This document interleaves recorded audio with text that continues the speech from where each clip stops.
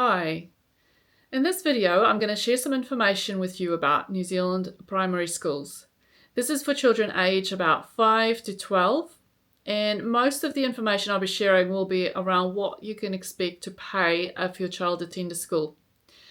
The information I'm going to share with you is based on research that I have done, but also based on my own experience in having 3 children go through primary school over a number of years. In New Zealand, you have the right to free education, and this is actually set out in legislation. But what does this free really mean? This free only applies to state schools and not to integrated or to private schools. State integrated schools are a bit of a mixture between a private school and a public school. State integrated schools receive some funding from the government, so they're not allowed to charge for tuition. They can charge some funding to cover their land and building costs, which equates to fairly sizable fees for the parents. Private schools, on the other hand, do receive a small amount of funding from the government, but the vast majority of their costs are covered by the students and their parents who attend the school. So going to a private school will be your very most expensive option. These schools charge anywhere between $20,000 and $30,000 per year per student, and then state integrated schools will be a little bit cheaper, but they sort of vary between $2,000 to $9,000 per year. So these fees would only be the basics, and this doesn't yet include things like any other activities or uniforms that kids would have to do during the year. At a state school, you wouldn't be paying these large upfront fees, but you could still be expected to do some sort of contributions towards the school. And if this sounds a bit vague, that is because it can vary quite a bit from school to school, and it all depends on how much funding each school gets from the government. The funding is really determined by the Equity Index. This is a relatively new index that the government has brought in January 2023. It replaces the old decile system. In a nutshell, what the Equity Index does is it measures the socio-economic barriers that children in the school may face. And so if you have a school with a high Equity Index, then you will receive more funding from the government. So for these types of schools, often they may get a lot of subsidies towards stationery, so parents don't have to pay for those. They could also be supplied breakfast in the morning when the kids turn up. They also get supplied free lunches. And so these really vary from school to school. What if you're in a school with a low equity index that do not receive much government funding? So let's start with some of the basics. The first thing that you would probably be asked to do is provide an annual donation. These usually are per child and per year. So these donations are voluntary. The school cannot make you pay them, but this is quite important for schools to top up their funding.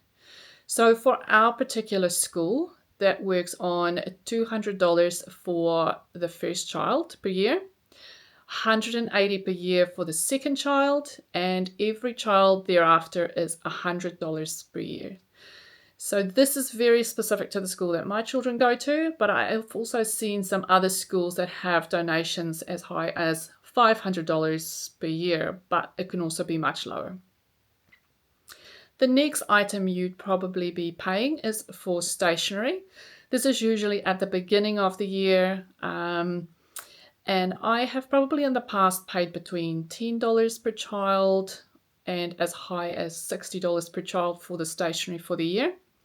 I'll provide a little bit of a link, and you can have a look. So it has each school right throughout New Zealand, and you can choose the teacher, the year, and then it'll give you the exact requirements, and you can see what sort of things each school may require. The next item on the list would be a uniform. Our school actually has a uniform, but it's worth noting that not all New Zealand schools have uniforms. Although I have to say having a uniform makes life much, much easier. So our school uniform consists of a polo shirt, which will cost about $35. We also require to have a school hat, and that's $15. They also have a hoodie, which is $45. And then they can just wear any plain black bottoms. So we are free to buy whatever we want, and we usually get them just from Kmart. We can just get some plain black shorts for about $7. So if I buy a full set of uniform for about, 3 different sets, then I would probably spend about $190 for the year. But in saying that, I have actually bought a lot of my children's clothes secondhand. You can get some very good secondhand stuff on Facebook pages usually. And so those polos you can pick up probably for about $5 or $10, which saves you quite a lot of money. And they last quite a while, so we don't have to replace uniforms every year. And so they basically, for the whole year, wear that set of clothes, and we don't have to buy a lot of clothes for them to wear outside of school either.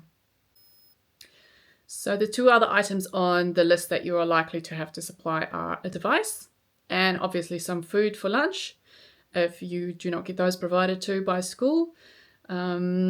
Devices, our school gives us the option. They kindly request that we bring in a device if we have one, but my children just rely on what's available at school, and that seems to work fine. So that isn't a cost that we have incurred to date.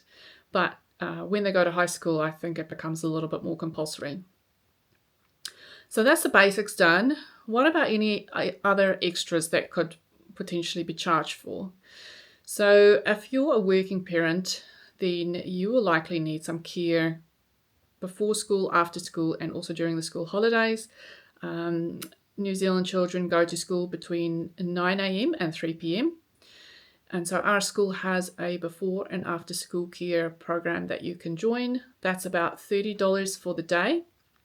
And so this can all sort of add up quite quickly. So that's, for 5 days, that's $150 per week, or about $6,000 per year.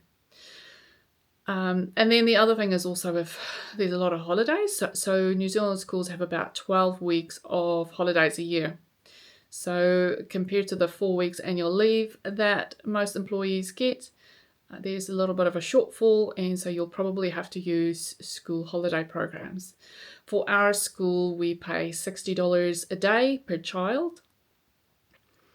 I have seen quite different rates depending on your school. So if your school gets a little bit more funding, and so you've got a higher equity index, those things are a little bit more subsidized, but that's what we pay in our school.